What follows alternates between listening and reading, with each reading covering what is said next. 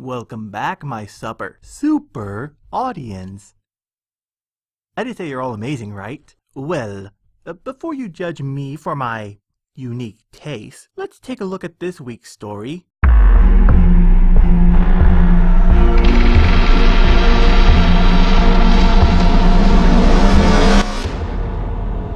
Cleave.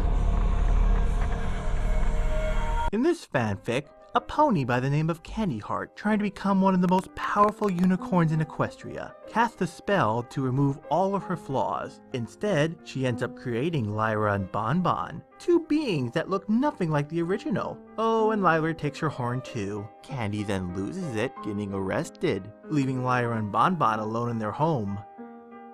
Yes, sadly it doesn't go that way, because this actually isn't a ship fic. Instead, the relationship between Lyra and Bonbon is more like sisters than anything else. Sisters who are complete opposites, and unable to function without one another as they struggle to find their place in the world at Candy Heart's parents' candy store. All while the mayor in question plots her revenge on Lyra and Bonbon.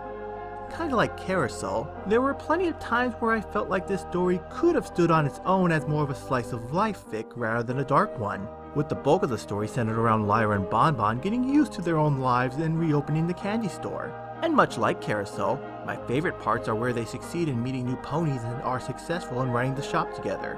But again, the supernatural and dark element still plays a key role with the story's moral. Especially in this case, it actually gives a good reason as to why Lyra and Bonbon are so close, even if not a couple. Yes, as much as I don't like to admit it, and I might cover it another time, I kind of always felt like Lyra and Bonbon were a weak ship. I mean, when compared to, say, couples like Octavia and Vinyl, they don't seem to have anything in common, or any personalities in most stories I've read that seems to give them good chemistry.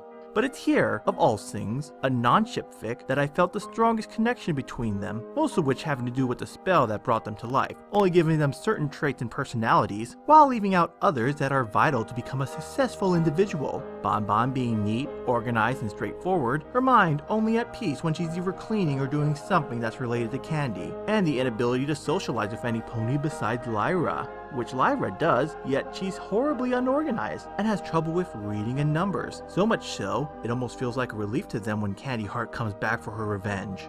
And this is where the story really shines, because at the end of the day, this is a story about life.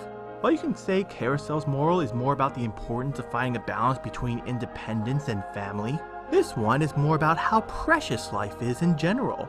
Lyra and Bonbon in this story weren't supposed to exist, yet they do. They have their flaws that make it hard to live both on their own and with each other, yet they find a way to do so, while making the most out of it. And while I don't want to give the ending away, it does tie everything into the story into one neat, yet rather creatively delicious package to anyone who is in some way a Lyrabon fan.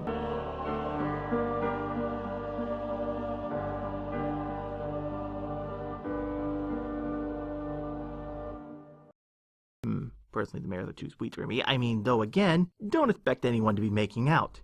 And I am AJ, and, what?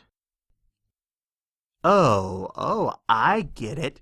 You don't necessarily think the stories I've done are dark enough, do ya, huh? You think I'm playing it too safe, huh? You want me to try to step outside my comfort zone, huh? A challenge, you say?